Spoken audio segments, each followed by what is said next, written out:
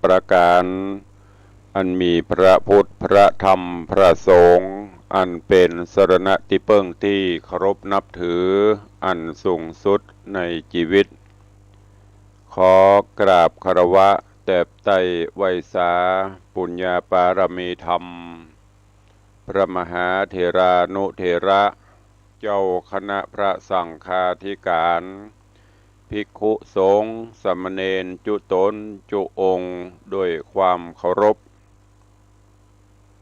เจริญสุขเจริญปอนปออกไม่ออกศรัทธานาบุญพุทธศาสนิกชนติ่นจองห้องวัดจุหนุ่มเท่าใจยิงก็ขอน้อมต้อนรับทุกท่านเข้าสู่รายการมรดกธรรมกำเมืองต่างสถานีวิทยุกระจายเสียงพระพุทธศาสนาแห่งชาติและสังคมคลื่นเพื่อการศึกษาพระพุทธศาสนาและวัฒนธรรมส่งสัญญาณกระจายเสียงจากสถานีวิทยุวัดไฝ่หินตำบลสุเทพอำเภอเมืองเชียงใหม่จังหวัดเชียงใหม่สถานีวิทยุวัดหนองกายตำบลสันปะยางอำเภอแม่แตงจังหวัดเชียงใหม่สถานีวิทยุ CM77 วิทยุอินเทอร์เน็ตล้านนาสถานีวิทยุพระพุทธศาสนาจังหวัดเชียงรายและสถานีวิทยุคลื่นพระพุทธศาสนาและจริยธรรมในความอุปถัมภ์ของมูลนิธิพระบรมธาตุเจ้าดอยสุเทพกระจายเสียงในระบบคลื่นความถี่ FM 96.0 เมกะเฮิรตซ์ตลอดจนวิทยุชุมชนเสียงตามสายห่อกระจายข่าวตามวัดตามวาตามหมู่บ้านต่างๆพร้อมกันนี้ก็ยกมือ10 นิ้วกราบถวายการต้อนรับและเจริญปอนต้อนรับครูบาอาจารย์ท่านเจ้าพระเจ้าประสงค์องค์เนนและสาธุชนญาติโยมที่ได้ติดตามรับชมรับฟังทั้งภาพและเสียงต่างการไลฟ์สดของสถานีมรดกธรรมวัดวังสิงห์คำต่าง104ธรรมะคลายเครียดต่างทีวีวัดไฝ่หินต่าง YouTube และหน้าจอ Facebook ไลฟ์ของญาติธรรมที่ได้กดแชร์รายการนี้ไปสู่ยังกลุ่มเพื่อนๆรายการนี้ดำเนินโดยอัตมภาพพระครูวิสิตศรีลาภรณ์เจ้าคณะตำบลประแดดเจ้าอาวาสวัดวังสิงห์คำตำบลประแดดอำเภอเมืองเชียงใหม่จังหวัดเชียงใหม่เป็นผู้ดำเนินรายการก็ได้นำเอาเสียงธรรมะมาปบมาป้ากับทุกท่านแถมครั้งหนึ่งแถมวันหนึ่งปะกันวันนี้อากาศก็ดีขึ้นมาน้อยหลังจากที่มีลมมาพ่องเป็นหมอกเป็นควันก็จางไปพ่องแต่บางที่ก็ยังหนาแน่นอยู่ก็ดูแลสุขภาพกันไปใกล้เทศกาลมหาสงกรานต์ใกล้ปีใหม่เข้ามาแล้วเตปาหักสิ่งศักดิ์สิทธิ์ทั้งหลายเปิ้นก็ตึงส่องหูเล็งหันกูปีก็จะมีฝนฟ้าพระพิรุณโปรยปลายลงมาชะล้างพ่องอันนี้ก็เป็นความหวังแต่ขอเป็นเฉพาะฝนเด้อบ่ต้องเอาลมบ่ต้องเอาอย่างมานักถ้าจะมาก็มาหมอกปอจะไปเอามานักลำไปก็ขอให้ทุกท่านได้ดูแลสุขภาพกันอย่าการอย่างงานถ้ามันตากแดดตากอย่างมันร้อนก็เข้าห่มพักผ่อนเพราะว่าอากาศอย่างที่ได้บอกไปอากาศปัจจุบันกับอากาศเมื่อก่อนมันจะแตกต่างกันพอตามที่เปิดลงข่าวเปิดห้องเป็นโรคอะไรอย่างลมแดดอย่างฮิสโตกฮิตเติกอย่างนี้ถ้าเป็นกำเมืองเขาก็ลมแดดเมื่อก่อนนี่ สักกรรมเดียวมันก็หายแต่ปัจจุบันนี้มันรุนแรงเพราะนั้นก็เป็นห่วงกับญาติโยมพอออกไม่ออกศรัทธาเฮาตัวเองก็ขอให้วันนี้เป็นวันแห่งความสุขของทุกท่านเนอะดำเนินกิจธุรกิจกิจการใดๆก็ขอให้สำเร็จผลสมดังปณิธานความหวังของทุกท่านตัวเองวันนี้ก็ก่อนที่เฮาจะได้ได้จ๋าสนทนาทั้งหน้าจอทางต่างสถานีวิทยุก็เชิญชวนทุกท่านเนาะฟังน้ำฟังธรรมกันเหี่ยก่อนท่านผู้ใดกำลังปฏิบัติกิจภารกิจใดๆก็ทำกันไปฟังน้ำฟังธรรมกันไปตัวเนอะมันเป็นอย่างตามสบายแต่ก็เอาจิตเอาใจฟังไปตัวฟังแล้วก็เก็บแกะก้อนไกเอาแก่นสารสาระน้อมนำไปคิดพิจารณาไปใจในการดำเนินชีวิตประจำวันเนอะวันนี้มาฟังกันต่อในเรื่องของตัณหาสามเงาในภูกที่สองตอนที่สองเรื่องราวในตอนที่แล้วก็พร่ำสอนแนะนำเกี่ยวกับความเป็นอยู่วิถีชีวิตของคนเฮาทุกคนเกิดมาเป็นสิ่งที่ดีแล้วยิ่งได้มาพบปะพระพุทธศาสนาได้มาศึกษานำธรรมคำสอนได้ปฏิบัติหือตานรักษาศีลเจริญเมตตาภาวนาก็ถือว่าเป็นบุญเป็นกุศลเราได้มาเกิดภายใต้ร่มบรมโพธิสมภารขององค์พระมหากษัตริย์ได้เกิดในประเทศไทยเฮานี้เป็นบุญเป็นกุศลละบางอย่างบางที่มันก็อาจจะถึงใจบถูกใจแต่ว่าประมวลดูแล้วเป็นสิ่งที่ดีที่สุดละเป็นประเทศเป็นบ้านเป็นเมืองที่มีความอุดมสมบูรณ์เพียบพร้อมหลายๆอย่างเพราะนั้นก็ขอให้ทุกท่านอย่าได้ประมาทในชีวิตในความเป็นอยู่คือสร้างคุณูปการกุศลคุณงามความดีปั้มเปงบารมีธรรมไปเนอะอันไหน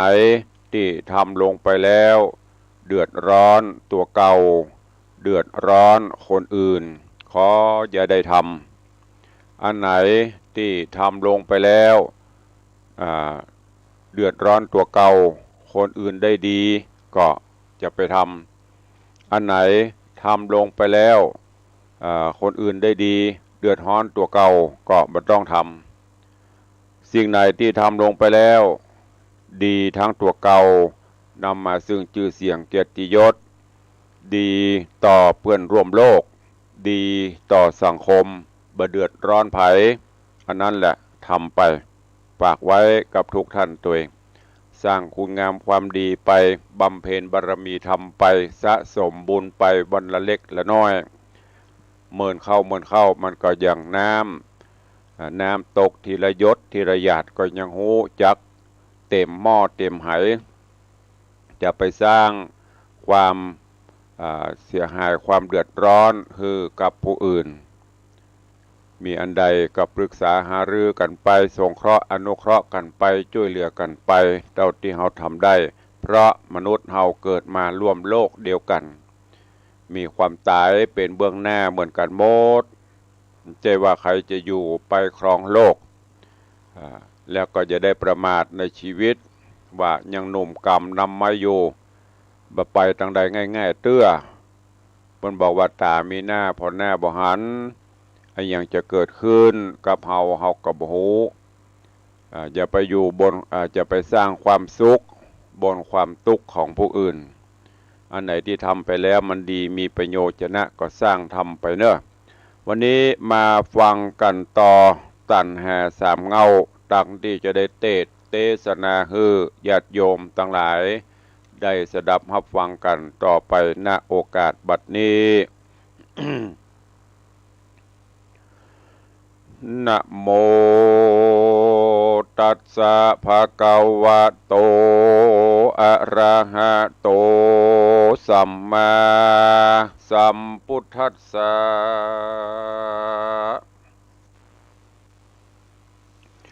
สะอาทะโบ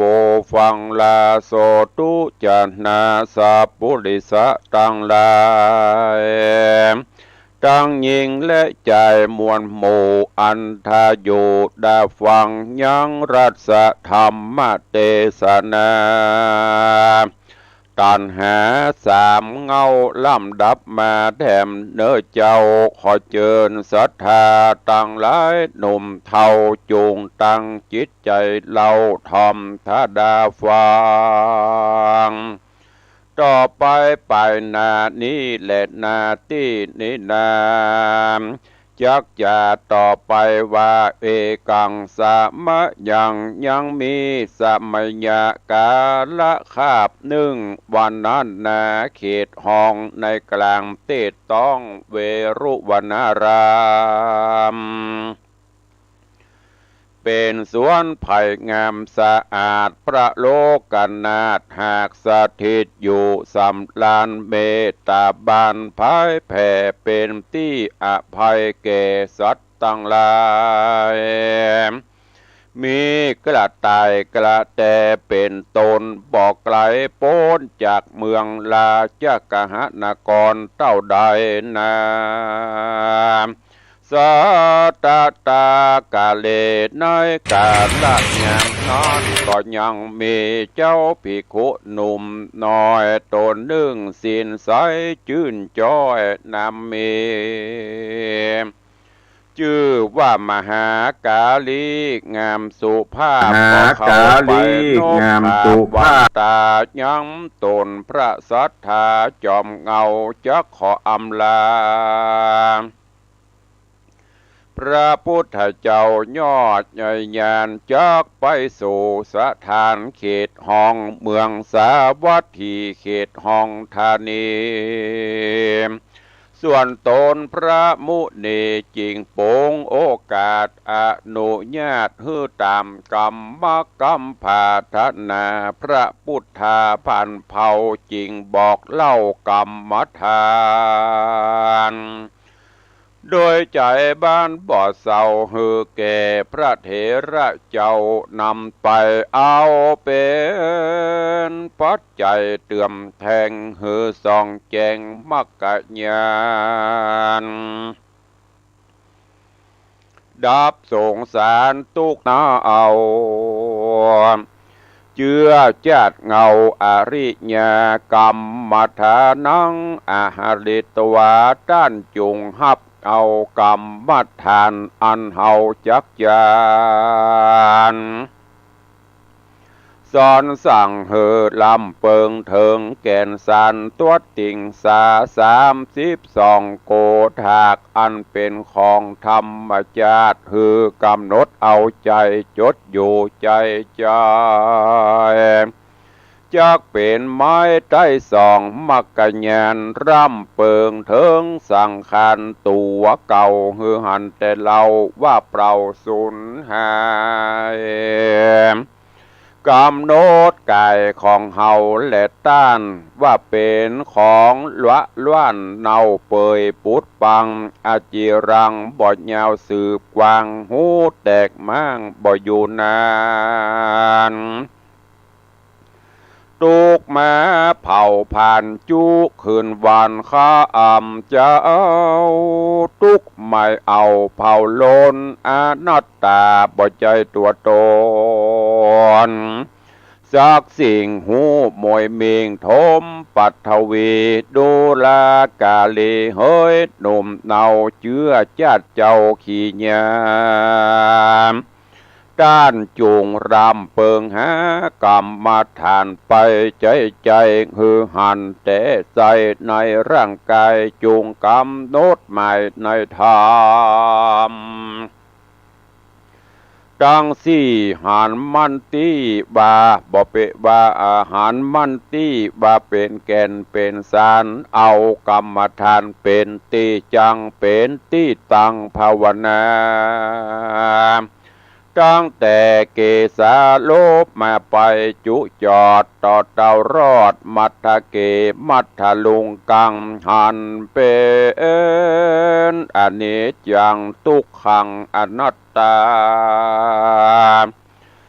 นั่นแหละนะแด่ตันก็จากได้ถึงอรหันตาบันหนึ่งแน่ไปแน่จุงโอดทำทาปั้มเป่งเปลี่ยนจากสุขถึงสุขเสถียรยาวยิ่งกว่าอ่าง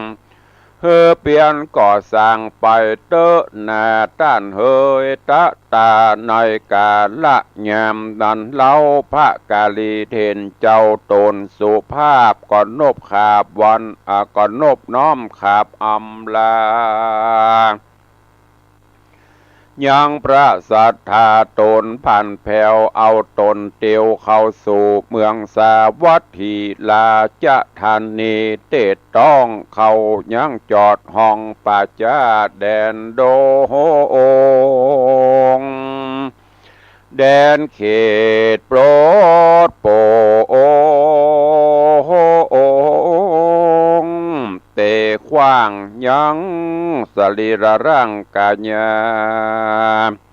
โพดหมู่สัตตาเป็นที่จังต้านเข้าจอดยังปั้มเป่งเปลี่ยนอยู่สุขเสถียรไปตนเดียวก็มีแหละนางตาตาในกาละยามนั้นนะยังมีสองขาผัวเมียผู้เฒ่าหากอยู่เฝ้าป่าจ้าแดนดินอยู่สะแหว่งกินกับสรีระซากยานอันเปิ้นหากจังเผาผีสิ่งของได้ดีเสื้อผ้ามันหากทอมทาเอามาเป็นของอัตตาสองเท่าก็มีเล็ดนาตีนั้นนาสองขาผัวเมียปู่ย่าเท่ามาหันมาหาเทนจะเอาเข้าย่างจอดศาลาจิงปากันไปไว้สาถามเหตุว่าต้านเข้ามาในโคงเขตป่าจ้าผีตายมีใจไม้สันใดแดกหรือว่ามาภายแผ่เมตตาปั๊มเป่งภาวนาภายโพดยังสัตว์ต้องโตดเป็นเพศเป็นผี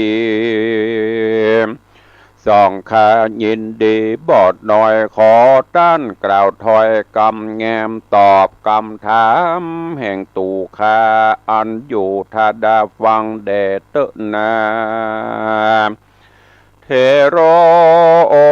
ตินันพระมหาเด่นเจ้าตนชื่อว่ากาลีจิงไขวัดตีตอบถอยเป็นกรรมเป็นปอยกะทาแก่สองขาผู้เท่าว่าดูราป้อออกแม่ออกสองขาฝูงอาลิญาจาดเจ้าเจือจาดเผาขี่ยามต้นเป็นลูกศิษย์พระสัทธาเป็นเจ้าเอาปฏิบัติกองเก่ายันย่อนบ่อพายผ่อนยังกรรมฐานฮือปัญญาญาณส่องแจงหูกองแห่งสภาวะธรรมปฏิบัติกรรมอัน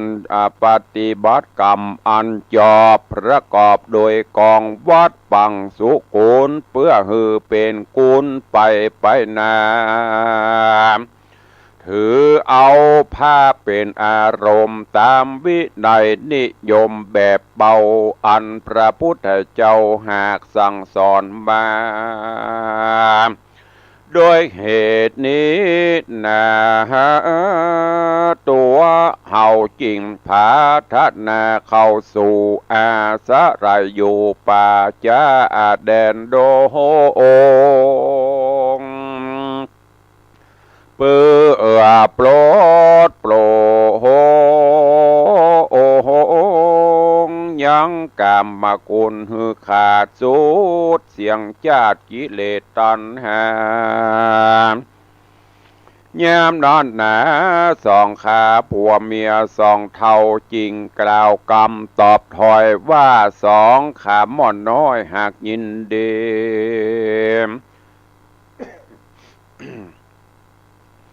อันต้านผาธาตุนาดีใครอยู่ใดมาสู่ศาลากลางสุสานนาป่าจาตูม่อนคาหากกลัวเป็นพายย้อนอยู่ไกลเจ้าบ้านโอนตะรายมีจุบ้านจุดันและแห่งโหนตั้งหมู่จนลู่ญาติคนปัลลาบาปมิลายคนมีกายบ่สะอาดกัวเข้ามาตื่นญาติบ่ดีงามเป็นตีกลัวขามแต่ใส่ขอด้านอย่าอยู่ไกลตัดที่นี้แดดเตอะนานายยาดึงและนาหมู่เศษนาและเสวกะอำมาตย์ฝูงมีอำนาจฮับอาจยามาจากพระราชาที่ราชเจ้าฮือแม้ไฟเฝ้าพกกอยมาพอล่องมาพอล่องลอยหมู่หายอันโคตรคายมาอยู่อาสะลอยกลัวเกิดภัยกับตนตานควันดีผ่านกลางค่ำกลางคืนกลัวตั้งปืนและสินาดมาปังปาดถูกตนตัวแม่ปูนดีกวดดีงานต้านกวนไปบอกฮือในบ้านเขาได้หูและเข้าใจและนาที่นานมหาเด่นเจ้าต้นดุมเดาเจื้อจาดอริยาจริงมีวาจาตอบถอยเป็นกรรมชื่นจอยปิญาบัดดูราอุปาสกาอุปาสิกาผู้เท่าเฮายินดีแต่ละเอาอันต้านหากคุณแน่เฮาบ่มีอสังอันใดมาฮื้อเขาใดลู่ญาติมีแต่บาทกับผ้าตีตัวเฮาบ่กลัวเขาจักมาจริงลู่จักอาสะไรอยู่บ่เมินจักอยู่จำเริญกรรมฐานเต้าแต่โอตสาหะและบ่มีปมาตะสาลาสาปะมาตในมุตสาวาทกลางในสุสาวาทกลางคืนการนั่งนอนเตียวยืนในอิริยาบถะตั้งสี่ก็จักเป็นที่ควรระวังมีสติสัจจังมันแก่นจักฮือได้แลนเป็นพัสลมว่าอนนาอาทากาเลในกาละยามนอนยังมีเศรษฐีสองคนผัวเมียผู้เฒ่าเศรษฐีผู้ผัวนั้นเล่าชื่อว่าธรรมจิตตาส่วนภริยาชื่อว่านางปทิตารูปโสมโสภาหนุ่มเดามีลูกเต่าผู้หนึ่งชื่อว่านางเขมางามโสภาจืนจ้อยพงเป็นสาวหนุ่มน้อยสิเนหาเป็นที่เปิ้งเป็นที่เปิงตาแก่หมู่ตาละกาทะลำแล้วเบาหนุ่มมาเจยจุ่มจมควรเป็นนิรันดร์ใจมาปองใครใดไฟแฝงฮักนางจอมแปงขีบมามากนักหนาก็มีแลนาสาปิเขมาส่วนอันวานางเขมานางที่ดางามบอดเศร้าอายุบอดเท่าตันแก่ก็รีบเข้าแผ่สู่มรณะ ย้อนเปียทิโลกามาปาดบังจีวิตขาดดาเสียงเมื่อมอนสองตาบมอนป้อแม่ท้าเอาจวงจวาบเขาเมาวินปั่นบาคนตัวแน่ป้ากันเสียดายมากนักแด้และนาส่วนคนตั้งหลายเขาคงควายส่งสการยังสรีระซากจ้วยกันแหมจักลากซากแห่งนางเขมางามหนุ่มน้าเอาป้าการไต่เต้าเข้าสู่ยังป่าจาสุสานก็มีและนาอาถาในกาละยามนอนสองขาผัวเมียผู้เฒ่ากาเองเล่ากองดีว่ากวนดีเอาซากผีฮื้อเป็นประโยชน์ฮื้อคนตั้งหลายหันโตดในวัฏฏะสงสารจริงไปบอกยังอาการฮื้อธรรมจิตติเศรษฐีหูแจงว่าลูกศิษย์แห่งพระมุนีนาการมาอยู่ภายโพดยังสัตว์โลกในตีนี้กวนดีเฮาทั้งหลายไปไหว้สาไปสักการะปูจาเตเลนายามนอนยังมีเสนาอำมาตย์ผู้หนึ่งแห่งพญาปะเสนาติโกสละลาดราชาตนองค์อาจอันเป็นกษัตราธิราชเมืองสาวัตถีเสนาบดีก็นำเอาเข้าสารไปไหว้สาธุการเฮอพญาเจ้าได้หูข่าวอันมหาเทนเจ้ามาอยู่เมตตาในสุสานปัจจาตินั่นแหละเมื่อนั้นพญาปะเสนติโกสลราชตนองค์อาจนกรใจจิงเมฆหอดลาไทยโจมจืนใครไปยกยื่นสารสาจริง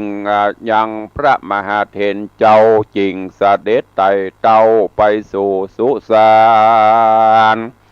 แล้วนำมันสาการกราบเกลาโดยติดเต้าห้าแห่งปองงามแล้วจะถามยังมหาเทนเจ้าเอาเถิงอ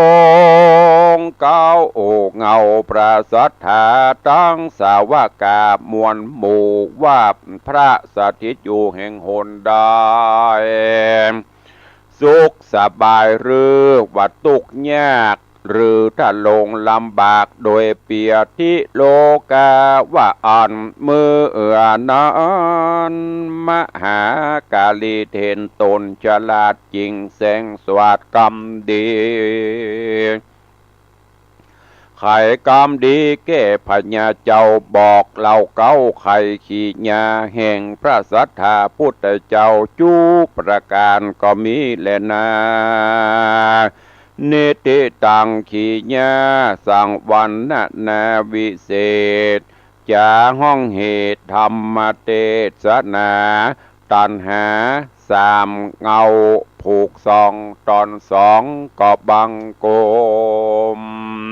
สมเร็จสเดชพระสัทธรรมเทศนาเรื่องตัณหาสามเงาได้เทศนาฮือญาติโยมทั้งหลายได้รับฟังกันผ่านไปโปนไปแล้วในผูกที่สองตอนที่สองซึ่งเรื่องราวเนื้อหาในตอนนี้ได้ลำดับลำดามาถึงเพิ่นกล่าวว่ามีภิกขุตนหนึ่งชื่อว่าธรรมจิตตาธรรมจิตตาเนี่ยเป็นตุเจ้าที่ถือเอากรรมฐานวิปัสสนาญาณมีอยู่วันหนึ่งก็ได้มาลาพระพุทธเจ้า เพื่อที่จะได้ปลีกวิเวกอย่างประเดี๋ยวที่เปิ้นปฏิบัติกันนะอยู่ปริวาสอยู่กรรมตามป่าช้าแดนดงเมื่อก่อนเขาจะหันเปิ้นเข้ากรรมนักแต่ปัจจุบันนี้ความเจริญมันเข้ามานักเปิ้นเข้ากรรมเมื่อก่อนนี้พัฒนาแต่ว่าเขาก็หันอยู่ที่เปิ้นปฏิบัติตามป่าช้าพ่องอย่างที่ว่าโสสานกรรมคือเข้ากรรมป่าช้าลุกขมูลกรรมเข้ากรรมตำต้นไม้ต้นตอกปริวัติกรรมก็เข้าตำวัดตำวาเราเนี่ยที่เขาได้ยินหมู่นี้อันนี้ก็เช่นเดียวกันธรรมจิตาได้ลาพุทธเจ้าเข้าไปจะไปปฏิบัติธรรมพระพุทธองค์ก็ทรงแนะนำกรรมฐานต่างๆวิปัสสนากรรมฐานอย่างที่เขาได้ยินเพิ่นไปปฏิบัติวิปัสสนาปฏิบัติธรรมอาทิสายหลวงปู่ทองไม่ใช่สายหลวงปู่ที่หลวงปู่เพิ่นสอน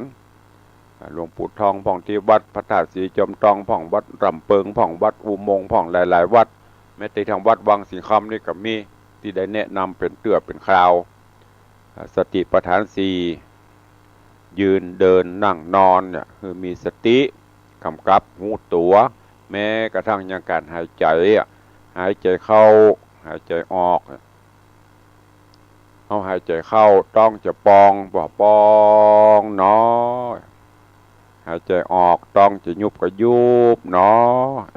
หรือพุทโธธัมโมเนี่ยตามที่ครูบาอาจารย์เปิ้นชี้แนะชี้นำพุทธเจ้าก็บอกคือธรรมจิตตาเนี่ยธรรมจิตตาก็น้อมรับเอาแล้วก็ล่ำลาพระผู้มีพระภาคเจ้าเดินทางไปสู่ยังจุดหมายปลายทางที่อยากจะไปจนกระทั่งไปถึงปัจจาปะหิ้วสุสานอันเดียวกันชาปนสถานอันเดียวกันก็ไปพักไปย่างจอดในที่ปัจจาปะหิ้วก็มี2เท่าถ้าเป็นบ้านเฮาบอกว่าหมู่ซับเปรอสปรเฝ้าอยู่คอยดูแลเวลามีศพมีซากอย่างเพิ่นก็จะจ้างไปเผาจ้างไปชาปนกิจเนี่ยพอไปถึงตึง2เท่าหันใจก็เข้าไปกราบไหว้ไปถามว่าท่านเจ้าลูกที่ไหนไปจะได้มาจะได้ถามที่มาที่ไปก่อนจนกระทั่งหูที่มาหูที่ไปแล้วธรรมจิตตาก็แจ้งบอกว่าโอ้เฮานี้มาแสวงหาธรรมมาปฏิบัติธรรม2ผัวเมียได้หูวัตถุประสงค์ก็กลัวจะเป็นอันตรายก็เลยบอกว่าโอ้ท่านเอ๋ยสถานที่นี้ไม่ใช่เป็นที่อยู่ที่อาศัยมีแต่โจรผู้ร้ายก็นักเนอะคนบดีเนี่ยหลายกลัวอันตรายจะเกิดขึ้นกับท่านเจ้ายามค่ำยามคืนกายามมื้อนี้สิงสาราสัตว์ก็นักต่างธรรมจิตตาก็บอกโอ้บ่เป็นหยังปออกเฮาบ่ได้มีหยังติดตนติดตัวมาบ่ได้มีทรัพย์สินเงินทองอันหยังมามีก็ผ้าติดเนื้อเสื้อติดตัวน่ะก็คือมีกระบาดกับผ้าอย่างอื่นบ่มีบ่ต้องห่วงเด้อบ่ต้องกลัวตั้ง2เท่าก็ยังเป็นห่วงอยู่ดีโอ้ท่านเจ้าถ้าจะอั้นท่านเจ้าเนี่ยไปบอกคือท่านเจ้าไปบอกคือกับอันพ่อบ้านเนาะไปบอกคือพ่อแก่พ่อบ้านเเพิ่นจะได้หูต่างภิกขุนี่ต่างทุเจ้าตัวนี้ก็โอ้รับทราบรับหูก็เลยไปบอกคือกับพ่อบ้านอันนี้ก็เป็นเรื่องดีอย่างหนึ่งนะญาติโยมทั้งหลายเพราะว่าเข้าตามตรอกออกตามประตูไปที่หันที่นี่ไปบ้านเปิ้นก็บอกให้เปิ้นอย่างลูกหลานตันเต้าเฮาก็ดีเวลาจะไปบ้านเปื้อนบ้านอย่างเนี้ยไปก็คือไปบอกให้พ่อให้แม่ไปแนะนำตัวลูก ลูกหันมาเนิ่นน้องลูกบ้านหันมาบ้านนี้มาเป็นลูกปอนนั้นแม่นี้มาเอี่ยวหาก็บอกคือเปิ่นจะปีกก็บอกคือเปิ่นอันเนี้ยเป็นสิ่งที่ดีนะตุลุงก็ฝากย้ำตัวบอกว่าเฮาตั้งหลายกำกันไปที่ไหนเข้าตามตรอกออกตามประตูจะเข้าบ้านเปิ่นถ้าประตูบ้านเปิ่นปิดเขาก็ต้องเข้าคือจะเข้าไปก็เอิ้นก็บอกเพื่อจะได้เปิดฮืออันเนี้ยเป็นสิ่งที่ควรปฏิบัติเมื่อก่อนนะเพื่อจะอันน่ะแต่ประเดี๋ยวนี้มันเริ่ม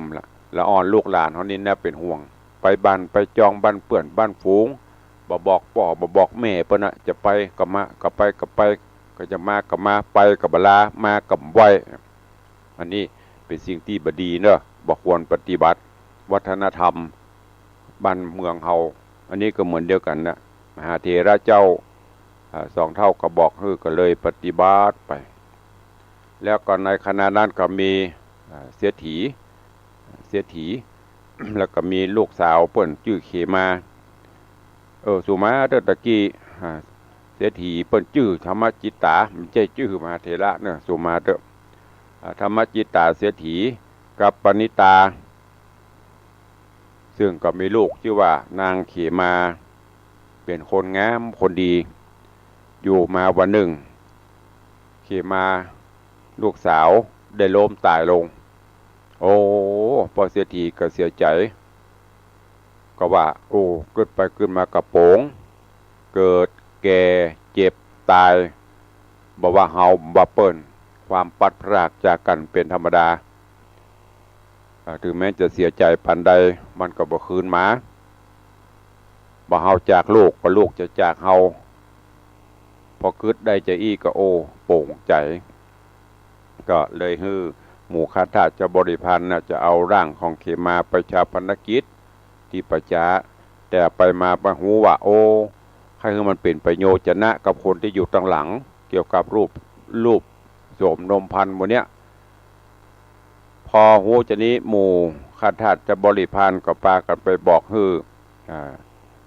ว่าตอนเนี้ยมีพระเจ้าประสงค์เปิดมาปฏิบัติธรรมมาปั่มเป่งเพื่อที่จะได้โปร่งสังขารต่างเสียทีก็ดีใจจะได้ไปเข้าไปพบไปปะไปกราบเรื่องราวของตัณหาสามเงาจะเป็นจะได้ก้อยติดตามฟังกันในตอนต่อไปอันเนี้ยญาติโยมทั้งหลายในตนในตัวเฮา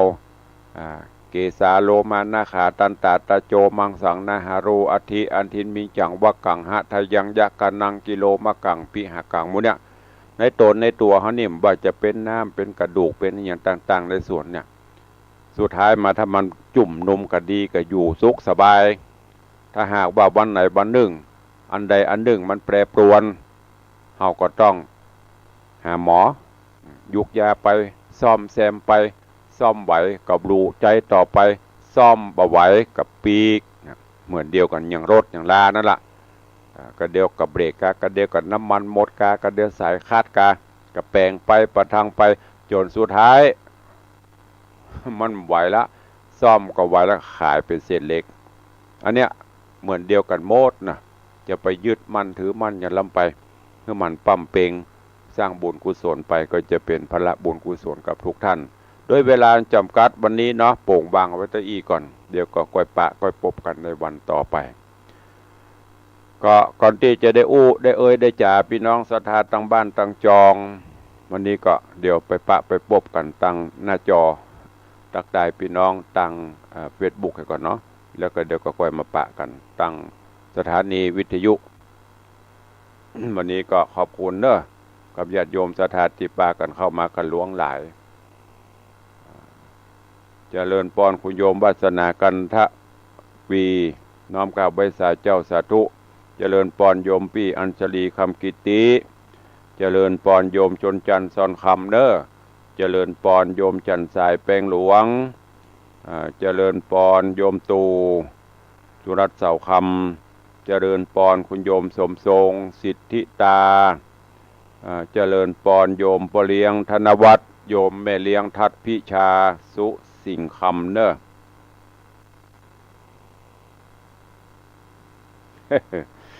พ่อเลี้ยงบอกวันนักเทศอาบน้ำพึ่งน้ำยาวิเศษ สาธุอนุโมทนาขอบคุณกับโปรเลี้ยงตัวเองเจริญปอนเป็นนานล่าเนอเป็นนานจรันปิยจันทร์เอาเสวียนลงเฟซบุ๊กคนใดก็โอ้โมทนาสาธุแป่งงามว่ะอนุโมทนาบุญตัวเอง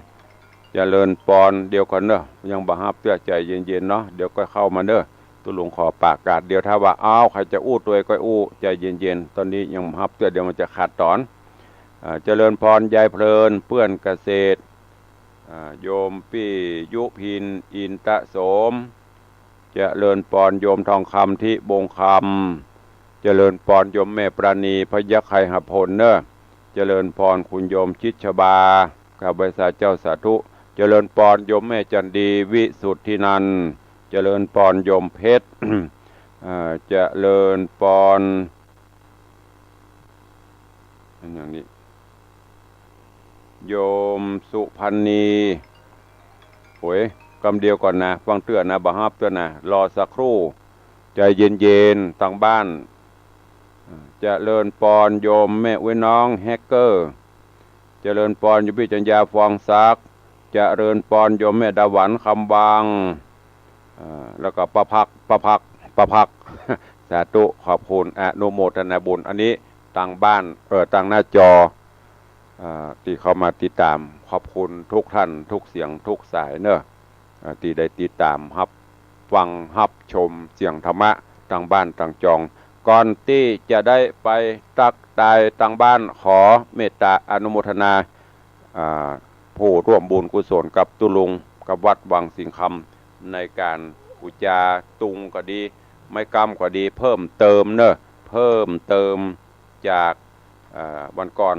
ก็มีญาติโยมเข้ามาร่วมโมทนาบุญตัวเองขออนุโมทนาบุญกับแม่อุ้ยหม่อนเขียวตะนังบ้านวังสิงคำโอ้ยมันเป็นไผ่นี้เพิ่นว่ากำเดียวไว้มันเป็นไผ่นี่สาธุเจริญปอนนี่ใหญ่แล้วได้ยินก่อนตุลงว่ากำเดียวได้ยินก่อนฟังวิทยุก่อนฟังวิทยุก่อนวิทยุก็มีแล้วฟังก่อนเอาก็กำเดียวกันเนอะเพื่อกำลังประกาศอยู่เพื่อนว่ากำเดียวก็เอาอยู่แยกก็เดี๋ยวขอโทรจะบอกจะวายติดก้นมาเจริญปอนแม่อุ้ยเขียวตะนางเนอะร่วมทำบุญทราย100ไม้กำ100ตุง100เจริญปอนโยมแม่ดาหวันคำวังนางโสภาพันธ์คำบังนางดวงใจนางเด็กหญิงธีรยาชัยเขตร่วมทำบุญไม่กำ1เล่มตุง100แล้วก็สาย100เจริญปรโยมแม่ประมวลคำใจสู้บ้านสารปีร่วมทำบุญตุง1ตัวแม่จันโสมจุมปูตุง1ตัวป่อไพรัตน์จุมปูตุง1ตัวนางสาวพิมนาราใจสุรัชชัยตุง1ตัวโยมพยุงศักดิ์ใจคำตุง1ตัวแม่จันเพนใจคำตุง1ตัวป้อน้อยบุญศรีใจคำตุง1ตัวโยมอุไรวันนาดีตุง1ตัวแม่จันทิพย์อุดคำตุง1ตัวป้ออ้ายอุดคำตุง1ตัวนางสาวขจิตพันโพธิพระบาทยังหวีดตุง1ตัวแม่อุ้ยสุกโพธิตุง1ตัวแล้วก็มีพ่อประเสริฐแม่ละดีหินแปลงพร้อมลูกหลานร่วมทำบุญไม้กำกับทรายแม่อุ้ยม่อนจันยาสมุทรบ้านน้อยสันกะแปงร่วมทำบุญไม้กำ1เล่มทราย400ตุง1ตัวพ่อวิชัยแม่สุพัฒน์นายประพันธ์เอี่ยมเจริญอันนี้ร่วมทำบุญไม้กำ1เล่มทราย100แล้วก็ตุงแหม3ตัวประจำปีมะโรงปีมะแม่ปีมะเสงแม่ศรีนวลรันจวนไม้กำ1เล่มแม่เพ็ญศรีศิลธนัญชัยหรือว่าแม่แดงสันไปยางนอมเมืองละปูนร่วมทำบุญทราย100ตุง1ตัวโยมปรัญญาธรรมอภิรัตน์โยมวิชาญธรรมอภิรัตน์บ้านหนองเพิ่ง สารปีร่วมทำบุญไม้กำ1 เล่มแล้วก็มีโยมบารินสวัสดีโยมสมศักดิ์สวัสดีโยมสุริยันสวัสดีนางสาววรรณิดาสวัสดีอันนี้ปุ้นอยู่จังหวัดชลบุรีร่วมทำบุญไม้กำ1 เล่มตุง1 ตัวสาธุอนุโมทนาบุญตัวเนอะแล้วก็มีแม่นงเยาวกูลเมืองใจแม่มงยาวกูลเมืองใจบ้านเป้าไซมูลสักกะแปงร่วมทำบุญไม้กำ1 เล่มโยมแม่อัมพรบุญจาเจดีแม่ครัวแม่อัมพรบุญจาบ้านเจดีแม่ครัวบ้านแม่จันดีพวกน่ะร่วมทำบุญไม้กำ1 เล่มสาย100ตุง1 ตัวประจำปีมะเสงแล้วก็มีไผ่แฮมโยมนางสาววิภาลักษ์พัฒนชัยเด็กชายปองคูณเมืองพลอยแม่ประพังกรเมืองพลอยโยมป่อสุทินโยมแม่ทองใบเมืองพลอยอันนี้บ้านห้วยรากไม้ยางครามโดยหล่อจอมตองไม้กำ1 เล่มตุงแหม5 ตัวขอบคุณอนุโมทนาบุญด้วยเด้อเอาเหลือเวลาแถมน้อยเดี๋ยวจะไปทางบ้านทางจองใครจะอู้ใครจะใครจะร่วมโมทนาบุญกับตุลุงเนอะทางบ้านทางจองเข้ามาได้ทางหน้าจอ Facebook ไลฟ์ก็พิมพ์คอมเมนต์เข้ามา0817836540เจริญปอนไหว้สาเจ้าแม่อภัยไม่คืนเหรอว่าจะฮะแม่อภัยไม่คืนเอาไม่กเดี๋ยวก่อนโจทย์ก่อน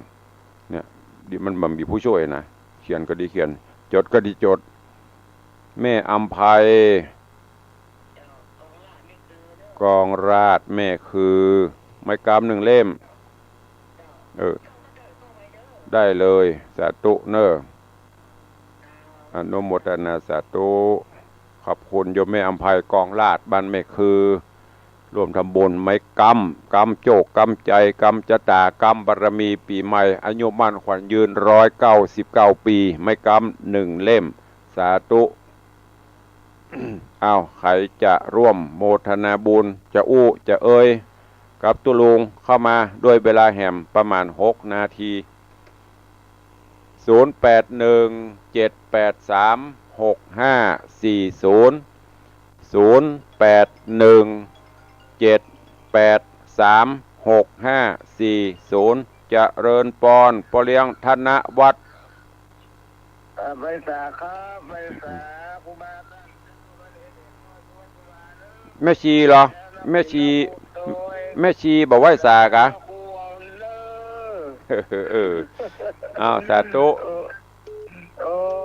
ดีแต่ดีว่าเด้อนักนำคำสอนนะผมถึงว่าจำไว้ในจิตในใจเนี่ยสาธุได้ปีใหม่มาแล้วขอท่านว่าครูดีมีสุขเด้ออนุโมทนากับพ่อเลี้ยงเด้อตักดาอีกทีเด้อไว้สาคำกำลังใจสาธุสาธุครับขอบุญกุศลปิกไปรักษาโยมพ่อเลี้ยงแม่เลี้ยงอยู่ดีมีสุขด้วยเด้ออยู่กินอยู่ทานไปเจริญปอนนมัสการเจ้าวันท่านแม่อภรโอนไปเมื่อวันเสาร์นะเจ้าอภรหยัง1,000 บาทแม่อภรนามสกุลกรแสงนะเจ้าแม่อภรพ่อคำกรแสงท่านโจทย์แล้วเนาะอันวันเสาร์แล้วนะว่าท่านแม่แจ้งมาหรือยังแม่แจ้งมาแล้วยังบัดได้แจ้งเพราะว่าโทรหาตู้ลุงบัดใจแม่แจ้งชื่อแม่ฮับอันอย่างเข้ามาหรือยังได้จดแล้วมาก่อนแจ้งตู้ลุงวันนั้นโอเคอันเดี๋ยวก็โอนมาก็ได้ดีละเจ้ากับตู้ลุงมีงานแม่บลำได้ครับห้องป้ออย่างก็เดี๋ยวท่านห้องป้ออย่างก็ป้อคำแม่อภรกรแสงเนาะโอนมันเรียบร้อย